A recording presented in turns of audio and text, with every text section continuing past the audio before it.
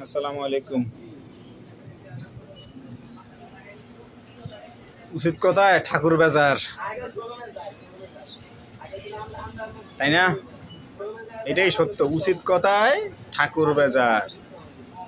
আর আমরা মানুষের ভুল ধরতে খুব পছন্দ করি। আপনি বাংলা একটা দরখাস্ত লেখেন, পুরা দরখাস্তের মধ্যে 5টা বানান ভুল করেন, দেখবেন যে এটা লাল কালি দিয়া কোট করব, এমনি লিখবো যে তোমার এই যে এখানে হয়নি, তোমার উচ্চারণ এখানে ভুল হয়েছে।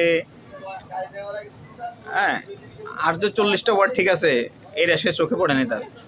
তার মানুষের ভুল ধরার আগে বলতে হয় সিস্টেমেটিকলি যে আমার মনে হয় এটা একটু সমস্যা আছে। আচ্ছা, যাই হোক, বিসিএস এর ভাইবার পরীক্ষার মতো আর কি বলতে হয়। আর আমি অত ভালো মানুষ না যে আমি ফেরেশতা, আমি এটা কখনো বলবো না। আমার মতো পাপী আরেকটা কম আছে। আমার ডায়েরিতে ক্ষমা বলতে শব্দ নাই।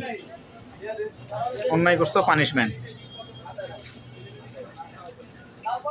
কোনো কথা হবে না।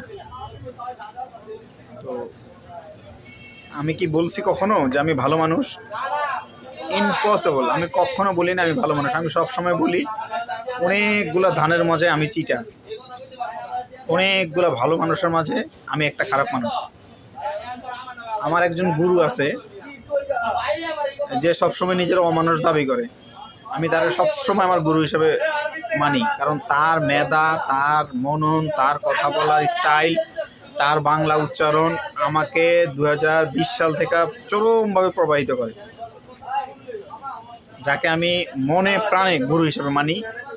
আর একটা কথা বলি, আমার গুরুর সাথে বা আমি যাকে গুরু মানি, আপনারা অনেকে তাকে নাস্তিক বলেন, অথচ স্কুল জীবনে নবীজি তার সাথে দেখা করছে স্বপ্ন যুগে। আপনার সাথে করছে কিনা? নিজেরে এত পণ্ডিত মনে করেন, তার সাথে নবীজি দেখা করছে এবং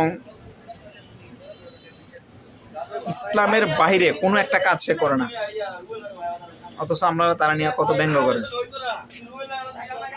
কষ্ট হয়। একজন গুরু আর আরেকজন গুরু 2014 সাল থেকে। এই গুরুর সন্ধান পাইছি আমি 2013 সালে আজমের গেছি। আজমের যাই দেখে ওখানে একটা ঝাড়বাতি গিফট করছে। তো ঝাড়বাতির নিচে লেখা আছে মিজানুর রহমান